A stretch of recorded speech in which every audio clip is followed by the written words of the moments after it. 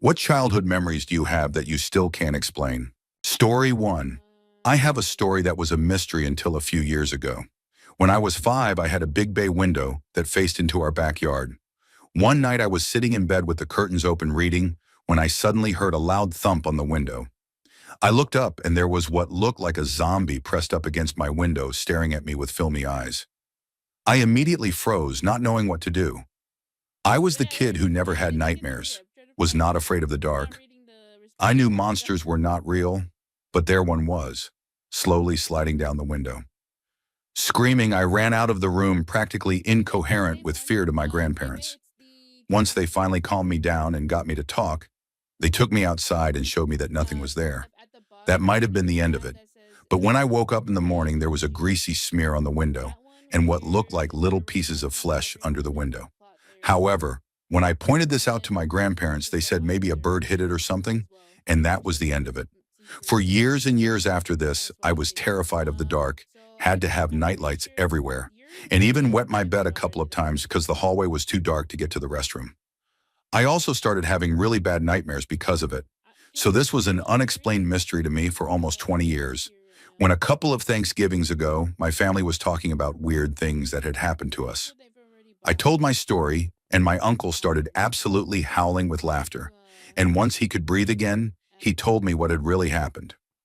At the time, my uncle was living in the house next door to us, and he had a friend who worked in special effects for movies who had asked my uncle to let her refine the makeup look she was working on for a floating corpse. It turns out he was coming home from that, still had the makeup on because he wanted his wife to see it, and noticed me in bed when he cut through our backyard as a shortcut. Thinking it would be hilarious, he slammed against the window to scare me, then went home and promptly forgot about it for years, leaving me traumatized and mentally scarred. Story 2. Back when I was about 6 or 7, I lived at a different house than I do now. My mom tucked me into bed like a normal night, but when I woke up, I was in a very tight space. It was pitch black, I could not see, and I felt extremely cramped. I started screaming for help. After what seemed like 5 minutes of screaming and some crying, something jerked whatever I was in, and I heard a zipping noise. I then saw my dad's face looking down on me. I was inside of a suitcase. It turns out I was in a suitcase under the guest room bed, where no one was sleeping. No one in my family knows how I ended up there, or why it happened. It was not just a weird dream or something like that, because my family still brings it up sometimes. It is completely strange, and I still do not know how it happened. Story 3. My father died when I was 3 years old. I vividly remember walking to the bed where he lay after he died, seeing his purple face with a dribble of the chicken soup my mother was trying to get him to eat still running down the left side of his face. I remember not crying, just being very confused. Then I walked out of the room, went to my bedroom, and watched Power Rangers. To this day, my mother, who does not lie to me, adamantly maintains that she had a neighbor take me to their house as soon as my father began to pass away, and that I never saw him like that. She says that by the time I got back to the house, the room had been shut and locked for quite a while. The rest of my siblings attest to this, but my memory persists. Nobody ever told me what the man looked like when he died, let alone that he was aspirating chicken soup when it happened. I have no idea where the memory comes from, but that is the point of this thread, so there you go. Edit. I have spoken to my mom about this multiple times, and she has told me that I described what I had seen to her days before she was able to talk to anyone about it. It is possible that this is a fabricated memory from overhearing others, but I find that unlikely since I spent most of the next few days with neighbors who were very careful not to talk in front of the children about what happened. Story 4. I had a memory years ago of being in an Arabic-feeling country, in someone's house, and my mother was trying on a sari, but I remembered it with a great deal of fear. Decades later, not long before he died, I asked my father about it, and he explained everything. We had traveled to Tunisia, and this had to be around 1968, and we ended up with an invitation to dinner at a wealthy person's house. My mother was very outgoing and often ended up talking to all kinds of people, and my father was the same, now that I think about it. The scene took place much as I had remembered it, but what neither my father nor I knew at the time was that the host was running his foot up and down my mother's leg under the table throughout dinner. My mother, who often described herself as foolish, but was in fact nothing of the sort, especially considering that growing up in the 1940s in Australia was not an easy time for women, did not react. My father had a temper, and it would have gone very badly if he had noticed.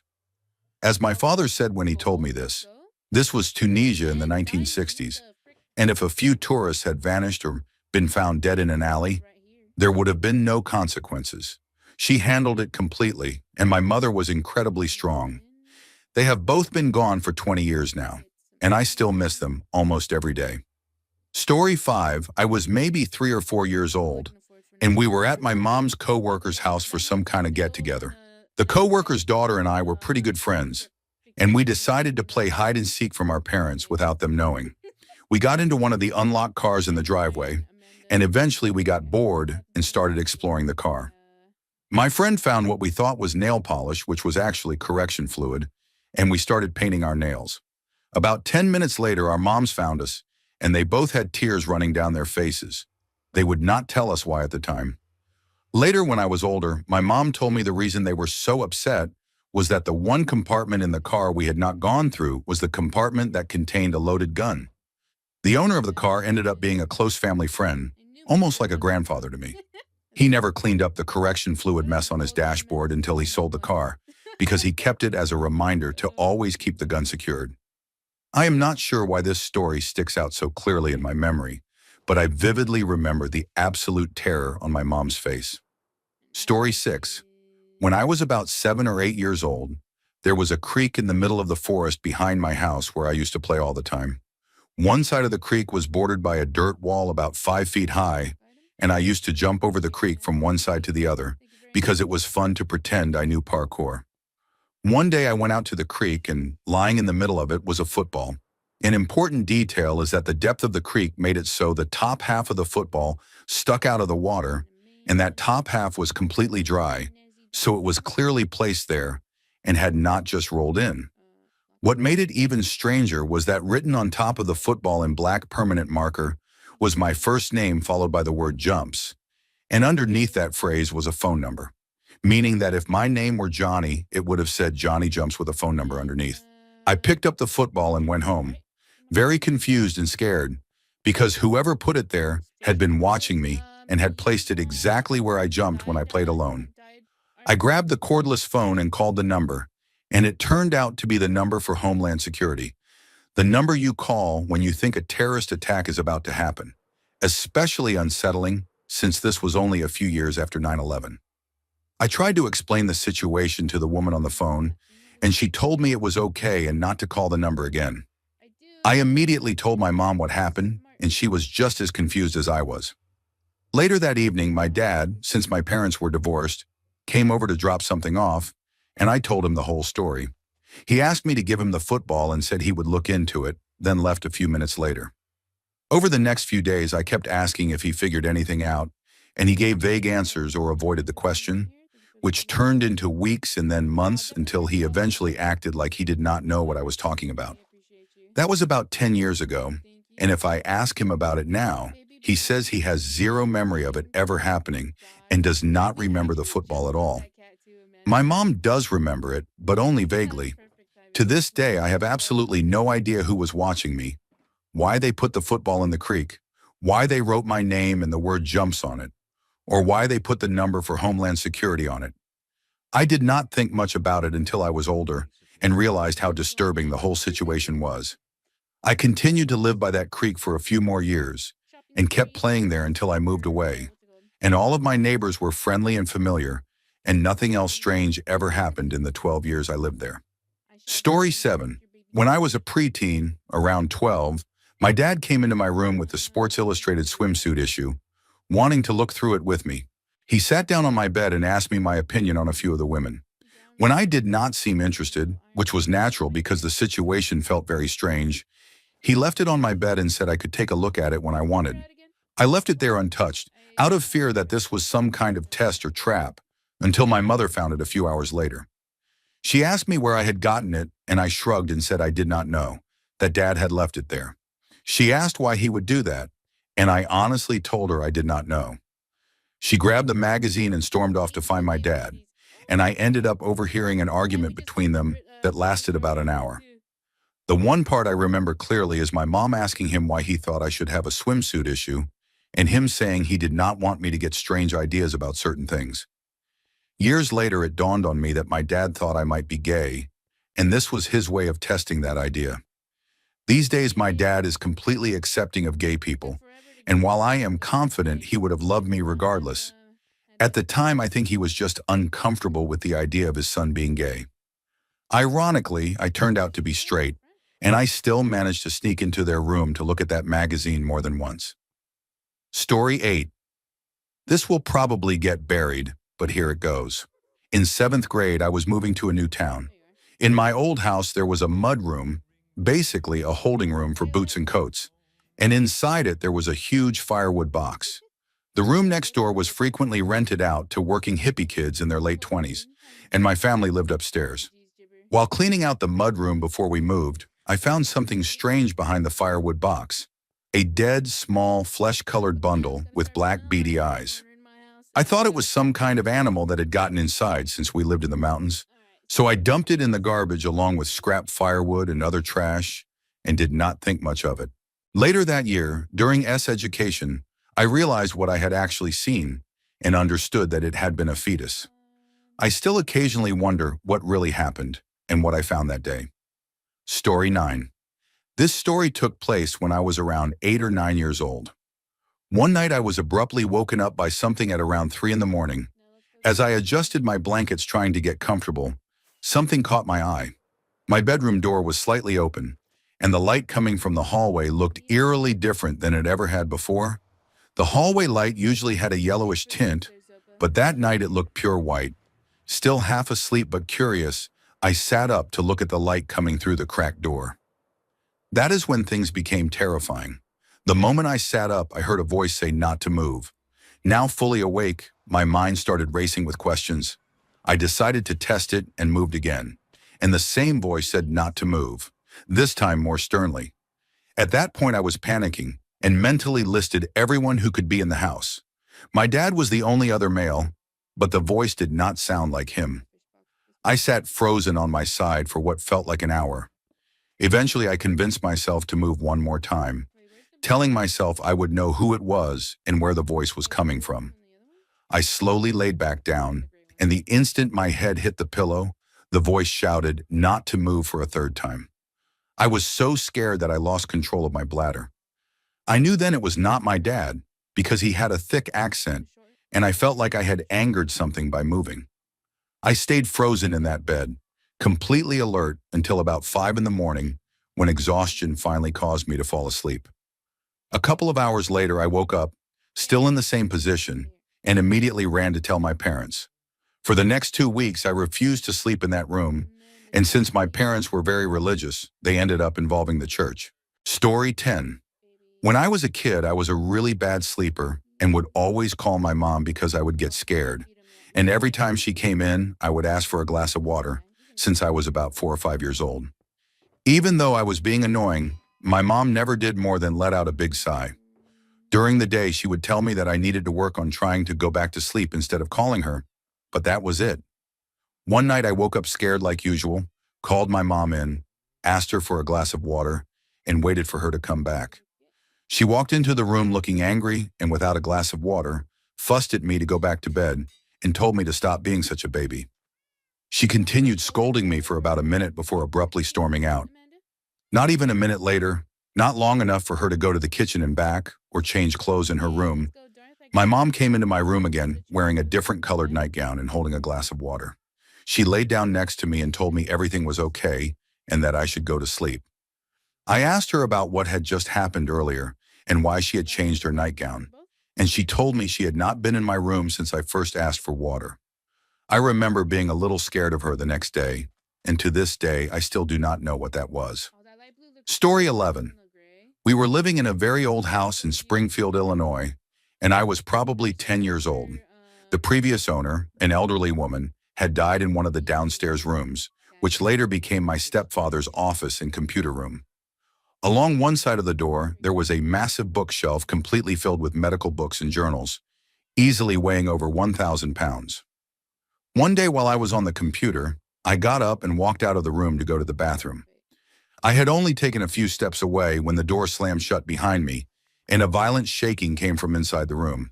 I ran to grab my mom, and she tried to open the door while panicking, convinced someone must be inside, but the door would not budge at all. We ran outside into the yard and looked through the window of that room, only to see that it was empty. The window was still locked from the inside, and the fresh paint along the edge of the window was unbroken. The massive bookshelf, however, had been slid about 6 feet across the room so that it was directly in front of the door, and none of the books had fallen or shifted. It would have taken several people to move that bookshelf even when empty, let alone filled with books, and it had moved by itself in just moments. My mom is convinced it was the ghost of the woman who died there. I am not sure what I believe, but it is extremely difficult to explain. We also experienced other strange things in that house, like thick smoke with a smell similar to incense used during church services billowing out of the basement one day, only to stop suddenly, and when we went down there, there was no sign of anything that could have caused it. Story 12. One strange thing from my childhood is that I have extremely vivid memories of hearing voices only when I drank apple juice. It eventually stopped as I got older, but at the time it sounded like snippets of someone talking from very far away. My young mind rationalized that sound waves from people talking somewhere else in the world somehow reached my ears, and I could hear them. And I even remember asking my mom if that was possible. On one vacation, while staying at a family member's house, they had a bunch of old toys upstairs for me to play with by myself. I clearly remember one toy that had a very strange face, and it seemed to change every time I looked at it. I also remember it moving right in front of my face, almost like how things visually distort and shift during hallucinations. That same night, I dreamed that I was in a new room at the top of the stairs that did not actually exist, and I could see that toy walking up the stairs toward me. None of this scared me at the time, and I had not even seen any horror movies yet. Another strange incident happened when I was around 6 or 7 years old, when I woke up in the middle of the night drenched in sweat with every single light in my bedroom turned on. I had no idea why they were on, so I simply got up, turned them off, and went back to sleep. When I asked my parents about it the next day, they said I was probably sleepwalking, even though I had never done that before and never did again. Story 13. This is a story about my boyfriend rather than me, and I have never seen him get as emotional about any other part of his past. When he was about 4 or 5 years old, he woke up in his bedroom with no idea who he was or where he was. He sat there confused for a while, desperately trying to recognize anything around him, but nothing felt familiar, and his mind was completely blank. He eventually walked out of his room into the hallway and saw his mother, and asked her if she was his mom. She said yes and laughed it off, assuming he was being silly. Through a window, he saw a man standing by the mailbox who he assumed was his father, so he ran outside and asked if he was his dad, and the man said of course he was. My boyfriend then asked what his name was, and his father told him, but even then he still could not remember anything. As far as he is concerned, that moment was the first day of his life. He spent the rest of that day feeling sad and scared, eventually adjusted, and life went on. But he still remembers that day with extreme clarity and is deeply unsettled by it. He is afraid that something terrible happened just before that moment, and that his mind erased those memories completely. Story 14. One of my earliest memories in life is waking up in a hospital bed with doctors or nurses all around me, telling me they were going to remove a catheter and joking about my name, since my name is Heracles, and one of them told me his name was Xena. Apparently, I got sick with meningitis and was admitted to the hospital. I was in a coma for a while, but I cannot remember how long. I have one vague memory from before that, which according to my mother happened a few days before I got sick. I have no other memories from before or shortly after this event, and I also have difficulty placing it properly in my personal timeline. The memory itself feels dreamlike to me, and it is a strange feeling to think about a part of my life that I only know happened because I was told about it, and that I would otherwise dismiss as a strange dream. It is not really unexplained, since they told me what happened, but it still feels unexplained to me. Story 15. My parents had friends who had a daughter who was about 2 years older than me, and our families went on holiday together a couple of times. This girl had a small piece of cloth, and she told me that it had been given to her in the middle of the night by a ghost. She said the ghost looked exactly like her, but with a different hairstyle. I remember not questioning this at all and accepting it completely. One memory I have very vividly, or possibly badly misremember, but which feels extremely real, is when I was about 4 or 5 years old and we were sitting in the back of my mom's car on the way to a holiday. My mom was driving and the girl's mom was in the passenger seat, while our dads and older brothers were in another car. As we drove along the motorway toward Devon, the girl said to me, "Watch this," and took a hair clip and wrapped it in the cloth. She told me that when she wrapped the cloth around something, it would move somewhere else, but never very far away. When she unwrapped it, the hair clip was gone. We searched the back of the car until I found it clipped to my seatbelt above my shoulder, and I fully accepted that the cloth had magical powers. Now I realize it was simple trickery that could easily fool a 4-year-old. Then she took my toy Matchbox car, a green Ford Escort that I was holding in my hand and still have somewhere today, wrapped it in the cloth, and when she unwrapped it, the car was gone.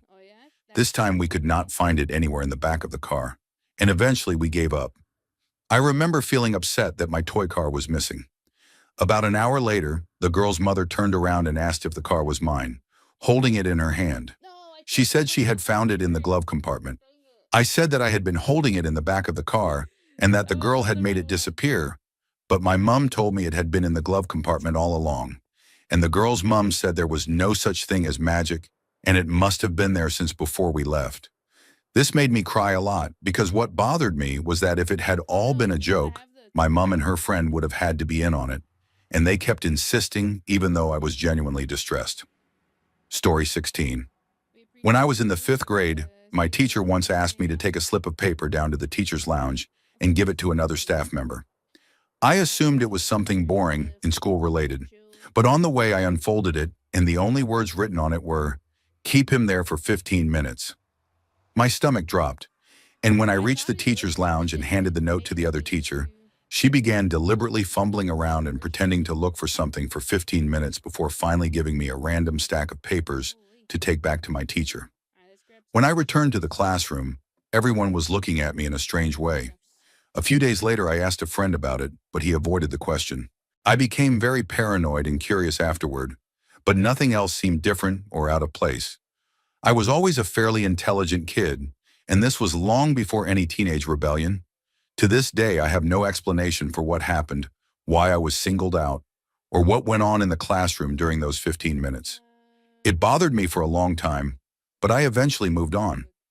I sometimes wonder if I had unknowingly done something wrong, and the teacher used it as a lesson for the class, but that was never really my behavior. At this point, I accept that it likely had something to do with my conduct at the time, and that whatever it was has been lost among all the growth and changes I have gone through since. But the question still lingers in my mind from time to time. Story 17. My mom and I had this fairy house that we made by hot gluing a bunch of sticks together and turning it into a small hut. And I was around 5 or 6 years old at the time. It was kind of like a dollhouse cut in half, and it was really detailed. We glued moss on the bottom as carpet, which I remember scraping off a rock in the woods, and we made a tiny pine cone chair by removing some of the pieces to make it look like a seat. We used other small natural items to make a table and decorations, and then we placed the house in the woods near my home, inside a fairy circle made of mushrooms.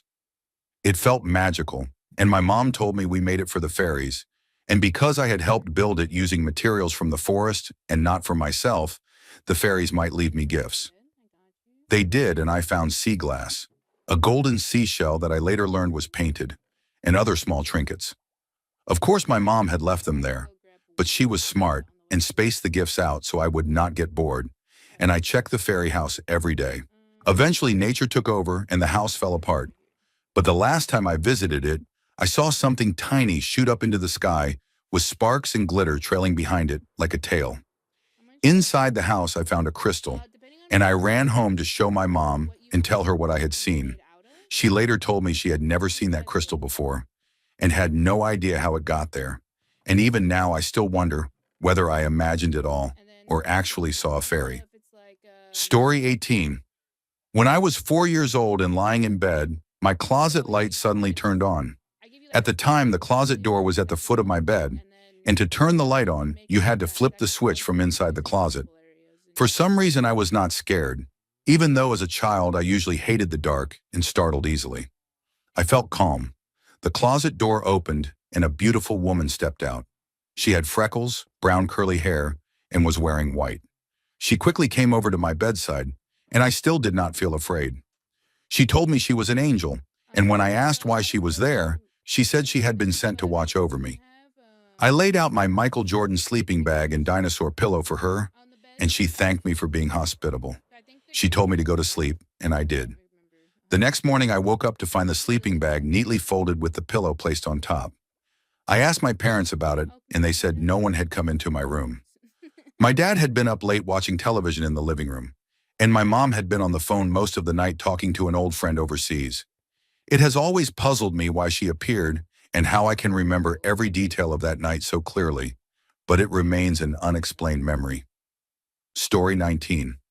I might be a little late, but I will try. As a poor child, I was fascinated by shiny little objects, like fake gems, gold chocolate coins, and collectible trading cards. One year at the school book fair, I saw a purple gem-shaped eraser that fit on the top of a pencil, and I wanted it badly. But it cost $3, and I knew it would be irresponsible to spend my food money on it. Later, during the guided walk back to the classroom, I saw the exact eraser I wanted lying on the hallway floor, and I pocketed it as soon as I could. What happened next is the part I still cannot explain. Back in the classroom, a girl was crying because she had lost the eraser she bought at the book fair, and everyone started looking for it. I knew immediately that the eraser I picked up must have been hers. I went outside to think about what to do, and after a lot of internal struggle, I decided to give it back. I went back into the classroom and returned it to her, and she thanked me. I then went outside again and cried because I could not keep the eraser I had wanted so badly. After a short while, I looked back into the classroom and saw her holding the eraser with a huge smile on her face. For some reason after that, I reached into my pocket and felt something that should not have been there. It was the same eraser, identical in color, shape, and appearance. Completely stunned, I looked back into the classroom and saw that the girl was still holding her eraser, and I checked more than once to be sure. To this day, I do not understand how that eraser ended up in my pocket or how it seemed to duplicate itself, and it has stayed with me as one of the reasons I try to treat people with kindness and an open mind. Story 20. I have been waiting for this question to come up forever, but it is probably too late now and this will get buried. I was about 5 years old and sleeping at my aunt's house on her porch with my twin brother. We were in sleeping bags right next to the sliding glass door that led into her backyard. I remember that night being filled with nightmares and very restless sleep. At one point I woke up and looked through the glass door and saw a small dog with huge eyes, maybe a chihuahua, like the one from the Taco Bell commercials. The dog was bathed in a ghostly pale blue light and was staring directly at me. I was only about a foot away from it, with the glass door being the only thing between us. I remember falling back asleep and then waking up again hours later, and the dog was still there, unmoving. This happened several times throughout the night. Each time I would wake up, check to see if it was still there, and it always was. I do not know if I was dreaming, half awake, or fully conscious, but in the morning the dog was gone.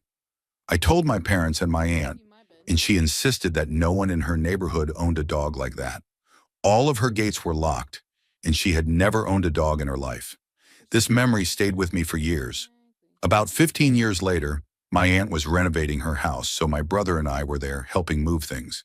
We were back on that same porch when my brother suddenly said that he hated sleeping there as a kid because the light outside was too bright, and he always had terrible nightmares, and that he was afraid a cat was watching him outside. He had seen the same creature I did on the same night with the same disturbing experience, but he interpreted it as a cat. Whatever it was, that strange, nightmare-inducing presence deeply affected both of us, and I think I will tell it to my kids one day as a ghost story. Story 21. When I was around 3 years old, I fell down my grandmother's steps one day.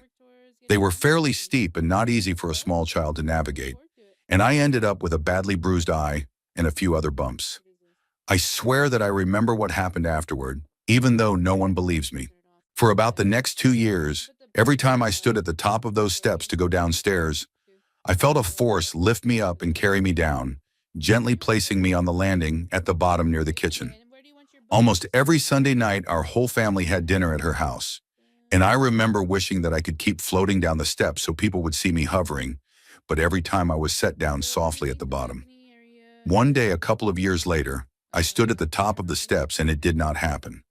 I tried as hard as I could to make it happen again, but nothing did, so I just walked down, and it never happened after that. One strange detail that has always stayed with me is that my great-grandfather, on the other side of the family, died 6 days before I was born after falling down a set of steps while carrying an air conditioner. I have always wondered if somehow he was the one helping me. Story 22. Living in a typical suburban neighborhood, there were many families with children all around the same age. When I was somewhere between 3 and 5 years old, a family moved in down the block with 2 girls, one slightly older than me and one slightly younger, and I played with both of them along with other neighborhood kids.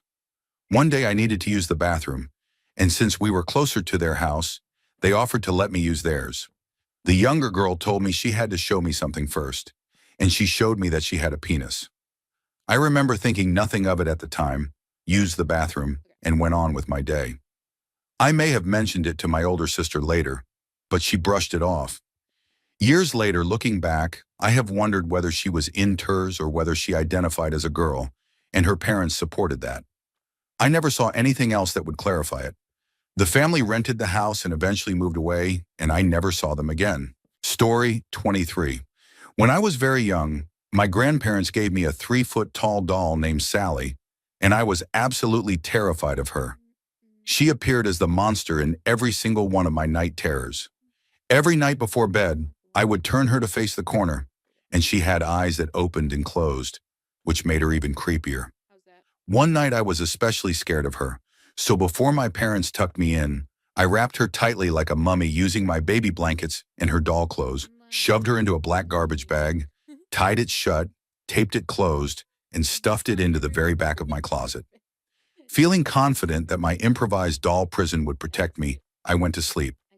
The next morning I woke up to find her not only out of the closet, but completely unwrapped and sitting in my small chair right next to my bed. I screamed, jumped out of bed, and ran out of my room in absolute panic. To this day, my parents swear they never touched the doll and did not even notice it was missing the night before, or that I had wrapped it up and hidden it. My younger brother did not do it either, because he was just as terrified of the doll as I was. After that incident, my brother and I tore the doll's limbs off with my parents' permission, and my father threw it out with the trash. Even now, I have no idea how that doll ended up sitting beside my bed, free of every restraint. Story 24. When I was about 9 or 10 years old, I slept by myself in the top bunk of a small bunk bed.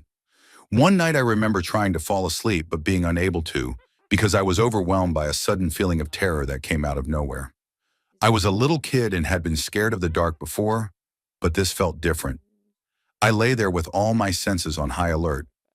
My room was arranged so that at the foot of my bed, slightly to the right, was my bedroom door, which opened into a long hallway leading to my brother's room.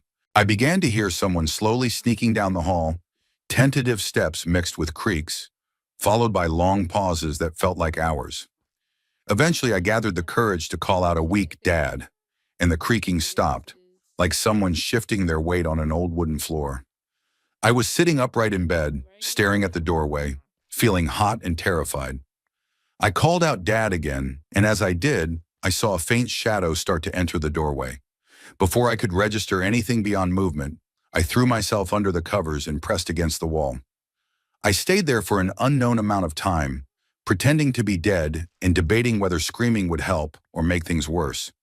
When I finally peeked out from under the covers, I saw a figure and immediately noticed its clothing, which had a small diamond-shaped pattern that looked gray in the darkness. A huge wave of relief washed over me as I assumed it was my dad's pajamas. I threw off the covers and started to say something like that I had just had a nightmare, but it was not my dad. About 4 feet away from me stood a gray figure with large black eyes, a head with 2 protruding lumps, and 2 horizontal nostrils. Years later, when I first saw an image of what people commonly describe as an alien, I froze because it looked exactly like what I had seen. She up there. What stands out most in my memory is the expression on its face, She be which I vibing. can only describe as surprise, not fear, but surprise that I had revealed myself. This is where my memory ends, and I remember everything up to that moment with perfect clarity. So good. I do not know why I did not wake up the next morning terrified, why I did not run to tell my parents, or why I It's like slept fine every night portals afterward. everywhere. I have since experienced sleep paralysis and do not think it is related, though it could have Well, been an incredibly vivid I don't think dream. so. I am just grateful the experience did not ruin my life, even though I still wonder what really happened that night. Story 25. Feel like it From takes about the age of 8 to the age of 11, mattresses. I lived in a house with a dilapidated garage and a large rusted kerosene tank in the back garden. I do not know what it was about that place, I but freaking that love it. corner of the yard had an intensely gloomy feeling, and I would see strange things there. One afternoon, I was in my room and looked out the window to see a huge black canine forelimb reaching out from between the padlocked swing doors of the garage and clawing violently at the outside surface. The wood was rotted in places, and the lock and chain had just enough give Yeah, it's to like allow the that. leg to squeeze out. Yeah, My she's like first that. thought was that a local dog had wandered in, and my mom had accidentally locked it inside. I went outside and unlocked the door, but there was nothing alive inside the garage. Yes, honey, and There then was when the no other dog exit cleans except a the couple of hairs high windows that were so locked, that she can't and find judging by the size of the paw, which was of it. easily the size of a Great Dane's, there was no way an animal like that could have hidden. Another time, my mom was looking for something in the garage at night and asked me to help. There was no light, so we were searching in near total darkness. After a minute or two, I looked toward the window at the far end of the garage and Welcome, saw the Jacob. outline of a human figure sitting cross-legged on top of the kerosene tank, silhouetted against the glow of light pollution in the sky. It was waving its arms above its head in a stiff, unnatural way, like some strange signaling system. I shouted to my mom that there was someone outside Can you waving at get us, my but she did not even so look, that way instead yelling at me for being silly and sending me back into the house. I honestly think what I said scared her, and she did not want to stay in the garage any longer. There were other I strange feel like we incidents talked too, about this but yesterday. they are too many to describe here. Is it Isaac's Story oracle 26. or the When I oracle? was young, I was extremely good at knowing when I was dreaming. I could recognize it instantly and take control, something I can no longer do. One way I dealt with Oracle is nightmares was by realizing it was a dream, running away to buy myself time, lying down on the ground, closing my eyes and counting to 3. I would say 1, 2, 3, then sit up forcefully while opening my eyes, and I would wake up in real life. I was very skilled at lucid dreaming. Another thing I would do if I did not like the dream I was in was intentionally end the dream, thank you, such as Jacob. jumping into lava or some other obvious danger, knowing it would wake me up. This method never failed until one time when it truly It was unsettled me. rum. It was I rum. was having a nightmare I'm and sorry. decided to What? use my usual counting trick. I did it, Oh, and it where worked, are or so I you thought. going? I sat up in my bed with my eyes open and decided to go downstairs to get something to You drink. know how we changed Suddenly, I was stabbed in the chest. the rules I to the realized then games? that I had dreamed that I had woken up, The but I was still oracle. dreaming the entire time. Uh, When I finally woke up for real, I was well, terrified and unsure whether I was truly people awake or were still dreaming. buying I had never been these caught off guard like that that before, me and the fear lingered with me for a long time. Even now, the thought and crosses my mind that I could still be dreaming. I wasn't getting Story results. 27. As a child, I never really had nightmares or felt afraid of Oh, much. When I was around 6 or uh, 7, I was visiting my dad, since my we're gonna parents need were that for divorced, and he was taking me this back to my mom's recording. house. I clearly And remember that we we stopped at Taco talked, Bell, and I and he literally was driving an older white car with black lines on it that had an opening in the back seat leading into the trunk. I opened it and found some baby dolls inside, the plastic kind with soft torsos, and their eyes opened and closed when you tilted them back and forth. He let me keep them, it's and like I a was game, and thrilled. you can name it. That night I woke up to use the bathroom, Literally, and the house was dark except for the night lights in the hallway.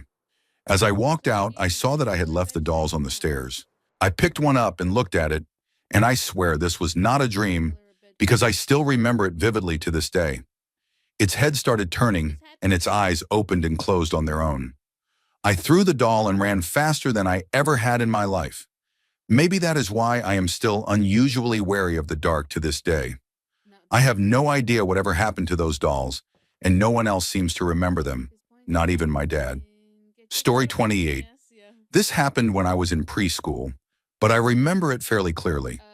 Both of my parents worked at a university that had a child development research department, which also functioned as a daycare and preschool often called the child labs. Children could attend for little or no cost, and in return, researchers would sometimes observe us, take notes on our behavior, watch us from behind one-way mirrors, or have us do very simple tests. These were things like choosing between two boxes, where one had a small reward immediately, and the other required waiting but had a better prize. As a child, I had no idea this was happening, and assumed it was just normal school, and it never struck me as strange that there was a one-way mirror in the classroom. However, there is one incident that has always stood out to me. One day while I was on the playground, I was called inside early before the other kids. I remember being led down a hallway to a room that was not my classroom, since the building had many rooms. I was sat down, and I remember being given some kind of injection. This could be my 4-year-old memory distorting things, but certain details from that day stand out very clearly. I had just gotten new Thomas the Tank Engine toys and was excited to play with them, but I could not bring them outside, so I was actually happy to be brought back inside early, thinking I would get to play. I also remember telling my mom about it when she picked me up, and she did not believe me, nor did she years later when I brought it up again. It is possible that they were not injecting me with anything and were instead drawing blood, but either way it feels strange given how harmless the other activities were at that place. Story 29. I remember being in the storage area of a car, in the very back, with 2 other kids when I was 5 years old. The only other thing I remember is that we were going to a windmill for something like a children's birthday party. I did not think about it again for years, but a few months ago the memory resurfaced, and it struck me as extremely irresponsible to place children back there in a car just to go to a party. I asked my parents about it, and they said they would never allow something like that, and could not imagine any parent doing it secretly. To be honest, I can only remember going somewhere, not the party itself. The strangest part is that sometime after that, I started having very intense nightmares. I do not know exactly how long afterward, but I am sure it was within that same year before we moved. They were severe, and I became very quiet and withdrawn for years because of them. I am only recently starting to feel okay again, and for a long time I never understood why I felt so bad. Looking back, I sometimes feel like something may have happened back then, even though I have no clear memory of it. I do not plan to dig into it or dwell on it too much, because whatever happened cannot be changed, and it could simply be my mind trying to make sense of years of emotional struggle. But writing this out feels strangely relieving. Story 30. One night when I was 7 years old, I was sitting in bed and suddenly got an extremely strong and unsettling feeling that someone was watching me. I looked up and noticed that all the photographs of people in my room seemed to be staring directly at me. For some reason, they all looked worried, and that only made the feeling worse. I began to sense, or maybe think, that something dangerous was coming. I was not exactly hearing voices, but my thoughts felt like they were translating what the photographs were trying to tell me, that something bad was about to happen. The feeling became so overwhelming that I started screaming for my mother. When she came into the room, I began crying uncontrollably and could not explain why at first. After she finally calmed me down, I told her what I had experienced and begged her to take the pictures down. She was understandably shaken, but did her best to calm me enough so I could fall asleep. The next morning, the Whittier Narrows earthquake happened, and we lived very close to the epicenter.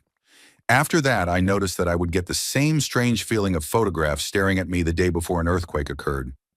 I later moved away from Southern California, and since then, I have never experienced that feeling again. Story 31. When I was about 7 years old, I remember getting off the school bus, walking up my driveway, and stepping onto the front porch, but I have no memory of ever walking into the house. The next thing I remember, I was still outside on the porch, and it was nighttime. I was wearing a black and purple Gothic-style dress, which I did not own, had never seen before, and definitely was not what I wore to school that day. I remember calmly accepting that I could not go inside the house and that I had to sleep on the porch, so I curled up on my dog's bed and stared toward the tree line, watching for animals in the dark. I lived in a wooded area and was terrified of the dark, so this was absolutely horrible for me. At some point, I fell asleep, and when I woke up in the morning, I was in my bed. I asked my mom what I did that afternoon after school, and she told me I had done all my normal routines, eaten a corn dog, played with dolls, and watched television, which was nothing like what I remembered happening. Story 32. This is not really my memory, but my mother's memory involving my childhood. My mom often tells me about a night when she woke up and saw a little boy standing in her bedroom doorway who looked just like me and was around the same age, which would have made me about 3 years old at the time, except he was wearing strange clothes. She said the boy pointed from her room toward the bedroom that my brother and I shared, and then she heard crying. She rushed past the boy and ran to our room, where she found me asleep but my younger brother crying with a fever of 104 degrees, and he ended up being taken to the hospital. That same night, my aunt claims she also saw a boy who looked the same, though I do not remember what happened in her house afterward. What makes the story even stranger is that last year my friends and I explored an abandoned mental asylum out of curiosity. We were all wearing medical-style masks to protect from dust and debris, along with sweatshirts and sweatpants. When we later looked through the pictures we had taken, we noticed that in one photo there appeared to be a figure that closely resembled a boy about my age at that time. But he was not wearing a mask and was dressed differently from everyone else. I am not particularly superstitious, but it makes me wonder whether something has been watching over my family, growing at the same rate that I have, or whether I was meant to be a twin who did not survive. Story 33. My dad was a severe alcoholic for a large part of my childhood, and there are several memories that still stand out clearly. I remember him forcing me to fire a handgun into the ground when I was about 6 or 7 years old, and I was crying because I did not want to do it, which I think is where my fear of guns comes from. When I was around 5, he grabbed me by the collar, lifted me up against the wall, and then threw me out the front door. The only thing I was worried about was my cat, Buddy, whom my dad had just kicked out of his way. I remember running for about 4 blocks before my mom drove by and picked me up. She had been at work. I had called her crying, and she left to come get me. Another time, he taunted me by throwing his truck keys onto my bed and saying he was going to take a shower, implying that if I was brave enough, I would leave. He had taught me how to drive starting around the age of 8. I actually did leave and drove all the way across town to my mom's workplace. When I arrived, she asked where my dad was, and when I explained what happened, she began to panic.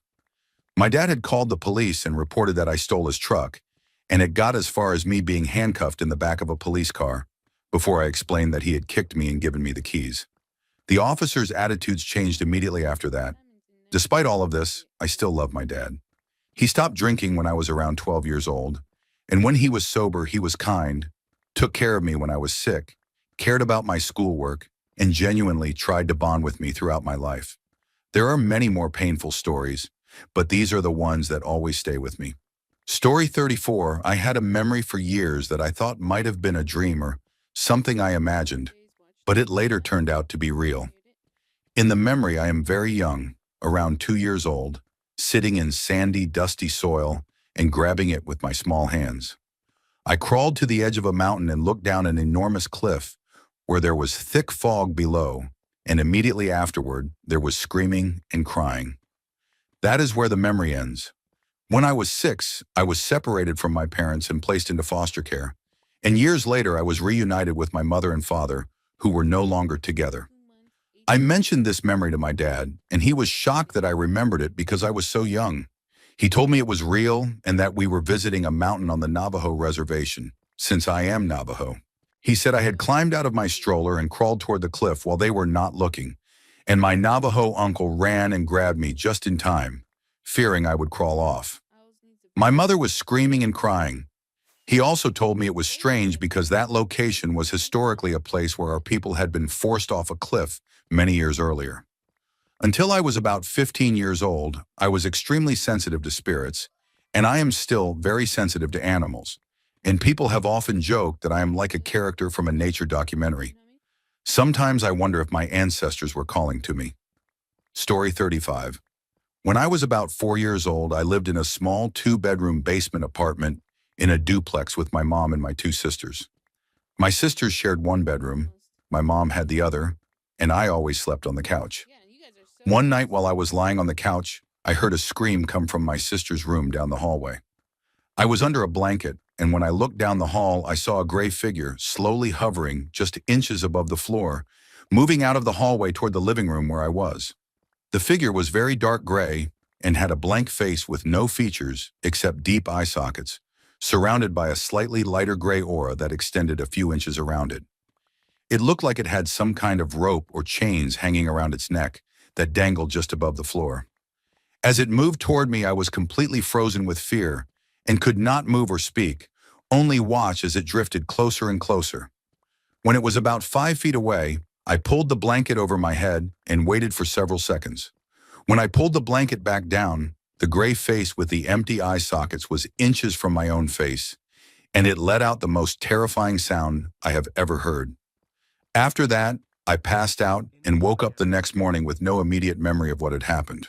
Years later, I told one of my sisters about it, and she described a very similar experience from the same time period involving the same gray figure.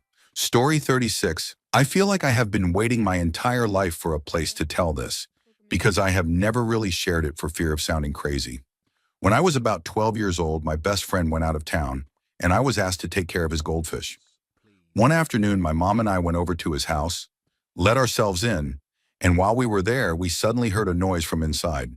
We turned and saw a man standing at the top of the stairs, and we immediately realized we had walked in on a robbery. My mom started screaming and grabbed my arm, pulling me toward the door. The man ran after us and we all burst out of the house. My friend's house backed up to a creek, so my mom and I ran across the street and down into the ravine, while the robber ran the opposite direction to escape. That part was terrifying, but it is not the part that has stayed with me all these years. As we reached the edge of the slope leading down, I looked down and saw a massive black cat. It was enormous, far bigger than any animal I had ever seen, with intense yellow eyes. It looked up at us, bared its teeth, then turned and silently slipped into the woods on the other side of the creek. I was in shock, but I have never seen something so vividly and clearly in my life. Later, the man was caught, and it turned out he had been carrying a gun. I am not religious or spiritual, but sometimes I cannot shake the feeling that I encountered something like death itself that day, and that maybe someday the last thing I will ever see will be that same giant black cat coming back for me. Story 37. This one is disturbing, and I have never had a logical explanation for it. I went to the same home daycare from the age of 4 until I was about 12, when my mom decided I was old enough to go home by myself after school. The woman who ran it was kind and had a few much older kids, and one boy my age named Jackson, who became my closest friend growing up. When we were around 8 or 9, Jackson and I first discovered adult magazines while rummaging through his garage, where his dad kept a large collection. We were fascinated and terrified of getting caught, sometimes sneaking one into his room to look at. One day around that age, Jackson told me he had found some different pictures and that I had to see them. He went into his closet, dug through an old backpack, and pulled out a small bundle of instant photographs. They were pictures of unclothed adults. There were several people in the images, including an older couple and a younger woman.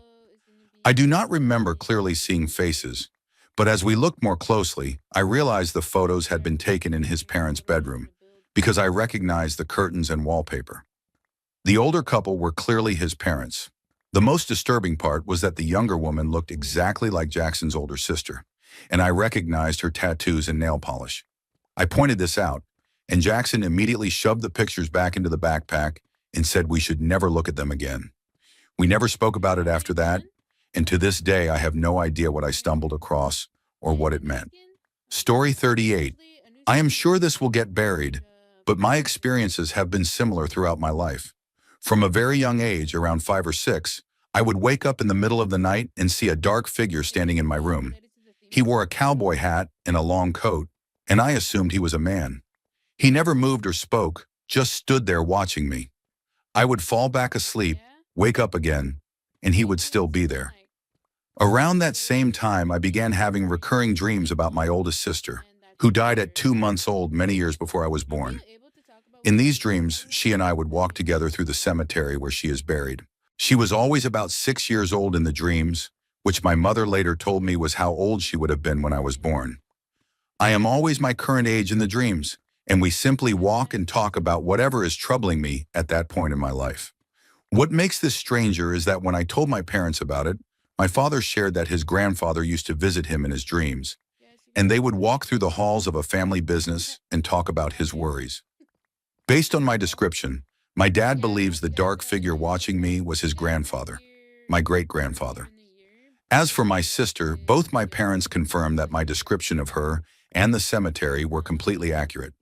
The first time I physically visited her grave, when I was 19, I walked straight to her headstone without hesitation, as if I had already been there many times. To this day, I still dream of my sister, and I still sometimes see the dark figure. And I have even seen my father and grandmother after they passed away. I am not claiming I can see the dead, and I do not expect anyone to believe me. But these dreams and visions have helped me through some of the hardest moments of my life. Story 39. I have been waiting for a thread like this for a long time, without even realizing it. When I was around 10 years old, I was home alone for a short time, probably around 45 minutes to 1 hour, while my mom went to the grocery store with my younger brother. The way our house was laid out, there was a balcony upstairs that overlooked the living room, so anything from the upper floor could fall down into that space. I was sitting in the living room watching television when I happened to look up and saw a balloon drifting over the balcony. I did not think much of it at first and assumed my brother must have gotten it from a birthday party or something earlier. The balloon was clearly losing its buoyancy and slowly floated down into the living room. When my mom got home and saw the balloon next to me, she became upset and assumed I had left the house to get it. I told her it had just drifted down from upstairs. She did not argue with me, but I could tell she did not fully believe me. Later, she asked my dad if he had seen a balloon around the house earlier, and he said no. My brother was too young to have brought it in himself without my parents. To this day, I have no idea where that balloon came from, and even though it is a simple story, it still confuses me. Story 40. I am fairly certain that I levitated when I was 7 years old. I am not someone who strongly believes in supernatural events, but as a child, I wanted to fly more than anything. I did not just wish for it, I obsessed over it constantly. One day I decided to start practicing by laying several pillows on the floor, lying on my back, and concentrating intensely on floating. I did this for months and would enter a deep, meditative state. Whenever my parents or sisters came into my room, I would lose focus and have to try again another day. One time after starting the routine just like always, I felt myself slowly lift off the ground. My heart started racing, and I realized I could no longer feel the pillows beneath me. It scared me so badly that I opened my eyes, lost concentration, and dropped hard onto the floor beside the pillows. The impact knocked the wind out of me, something I had never experienced before, and I panicked and ran to my parents because I thought something was seriously wrong. When I tried to explain what happened, they laughed it off. I still love flying, and am now studying to become a pilot. And even looking back, I acknowledge that I may have entered an extremely deep meditative state, but I still cannot explain the sensation of falling onto the floor beside the pillows and having the breath knocked out of me. I truly believe I levitated that day. Story 41. I still have no explanation for this. My earliest memory is waking up in the backseat of a car, and what makes it so strange is that I woke up with complete amnesia. We were driving on a highway we never used, had no reason to be on, and it was around 10 at night. I did not recognize my parents, did not know my own name, and had no idea how old I was. All I knew were some very basic English phrases and bits of general knowledge about the world that I should not have been able to know at that age. Things that do not feel easily explained by normal childhood learning.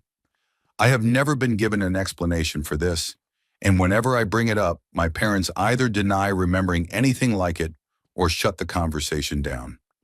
The entire situation in the months that followed were unsettling in ways I struggle to put into words.